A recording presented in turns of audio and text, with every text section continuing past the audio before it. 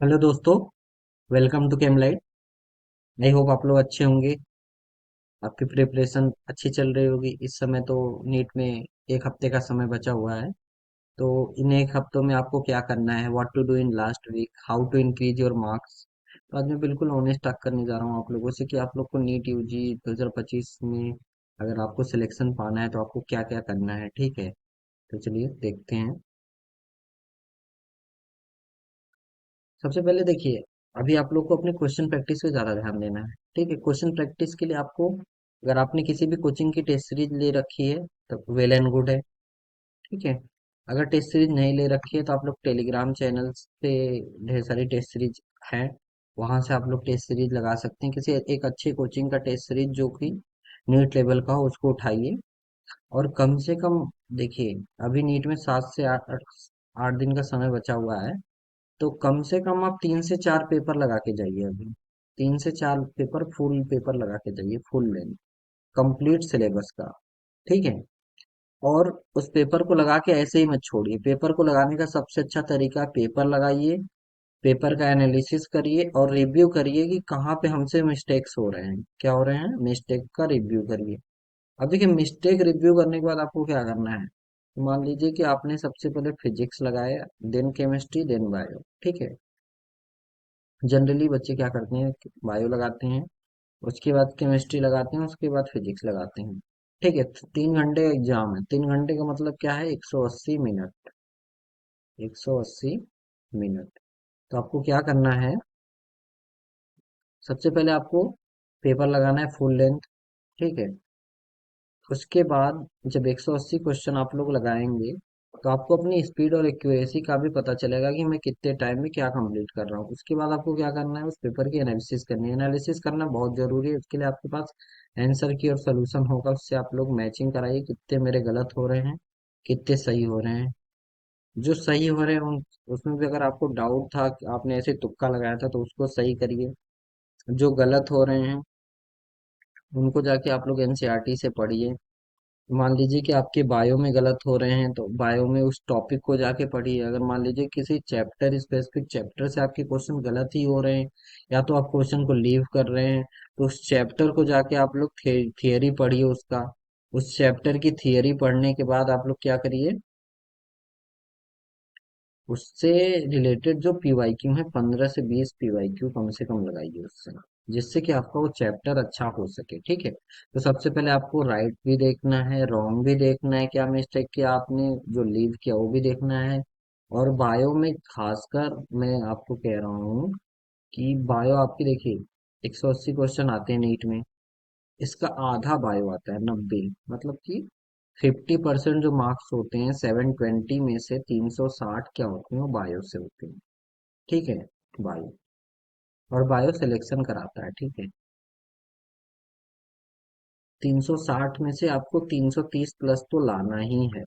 ठीक है, 330 प्लस अगर आप लोग बायो में लाएंगे तभी जाके आप लोग फिजिक्स एंड केमिस्ट्री में, अगर 320 लाएंगे तब जाके आपका सिलेक्शन होगा। क्योंकि 650 पिछली बार का कट ऑफ 645 गया था गवर्नमेंट कॉलेज के लिए। इस बार कट ऑफ थोड़ा सा कम होने की उम्मीद है। ठीक है, लेकिन हम लोग बाकी सारे पॉइंट को इधर उधर करके, ठीक है, जो सेफ स्कोर है 650 उसको लेंगे। कि अगर पेपर टफ रहा तो कट ऑफ नीचे जाएगा, अगर पेपर इसी तरीके से रहा तो सेम कट ऑफ रहेगा। ठीक है, तो 650 एक सेफ स्कोर को मानिए, तो इस हिसाब से आप लोग अपनी तैयारी करिए। ठीक है, तो पेपर का एनालिसिस करना जरूरी है, कितने रॉन्ग हो रहे हैं उसको एनसीईआरटी से पढ़िए। बायो में खासकर आप लोग जो पॉइंट गलत हो रहे हैं, जो टॉपिक गलत हो रहे हैं उसको पढ़िए। अगर चैप्टर में कमी आ गई है तो चैप्टर पढ़िए, और डेली बायो के आप एक अगर फुल लेंथ लगा रहे हैं उसके साथ साथ बायो के 100 क्वेश्चन और लगाइए। ठीक है, क्योंकि फिजिक्स एंड केमिस्ट्री के तो इस पेपर में आपके 45 हो जा रहे हैं। ठीक, उसके साथ साथ आप लोग और लगाइए। तो आपकी स्ट्रेटजी इस तरीके से होनी चाहिए। आपने सुबह पढ़ा, ठीक है, सुबह अपना चैप्टर रिवाइज किया, फार्मूला रिवाइज किए, जो चैप्टर आपके स्ट्रांग है उसको अच्छे से कर लीजिए। जो आपके वीक चैप्टर हैं, अगर आपके अभी नहीं हुए हैं तो नए चीजें पढ़ने की कोई जरूरत नहीं है। उन चैप्टर को कम से कम इस तरीके से पढ़ लीजिए कि अगर उससे इजी क्वेश्चन आए तो कर लें, हार्ड आएगा तो डेफिनेटली नहीं होगा। ठीक है, क्योंकि अभी समय नहीं है कि आप लोग अभी नए चीजें पढ़ें, तो ठीक है। तो जो आपके स्ट्रांग है उनको तो आप डेफिनेटली स्ट्रांग कर लीजिए। मैंने जो प्रायोरिटी बेस्ड चैप्टर है जिनसे ज्यादा क्वेश्चन पूछता है उसके 5-7 मिनट की वीडियोज बनाए हैं तीनों सब्जेक्ट के, ठीक है, आप तीनों देख लीजिए। और केमिस्ट्री के पोर्शन से मैं आपको बताता हूँ, केमिस्ट्री के पॉइंट ऑफ व्यू से मैं 4 प्रैक्टिस पेपर करा चुका हूँ। और चारों प्रैक्टिस पेपर क्या है, PYQs हैं। तो उन चारों प्रैक्टिस पेपर को आप लोग कर लीजिए।